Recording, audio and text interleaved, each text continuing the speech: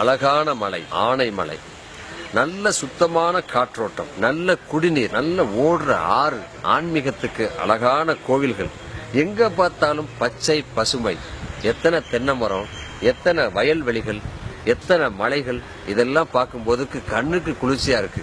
இந்த பசுமையில வாழ்றதுக்கு நம்ம கொடுத்து வச்சிருக்கணும். பிள்ளைகளுக்காக எவ்வளவோ சொத்து சேர்க்கிறீங்க, ஆனா ஊருக்காக நீங்க சேர்த்த குப்பை எவ்வளவு பாருங்க. 2 வருஷத்துல ஆனமலை பேரூராட்சியில நீங்க சேர்த்த குப்பை இவ்வளவு. இதவே மக்குன குப்பையாவும் மக்காத குப்பையாவும் பிரிச்சு போட்டீங்கன்னா 2 வருஷம் கழிச்சு பார்க்கும்போது இதுல 10% கூட இருக்காது. அதனாலதான் சொன்னேன், குப்பையும் பணமாகும் சொல்லி. நீங்க பிரிச்சு போட்ட குப்பையினால மக்கும் குப்பை நல்ல செடி மரங்களுக்கு உரமாகும், மக்காத குப்பை பழைய பேப்பர்காரனுக்கு போடும்போது காசாகும். அதான் குப்பையும் காசாகும். குப்பையும் காசு நீங்க பிரித்து போட்டால்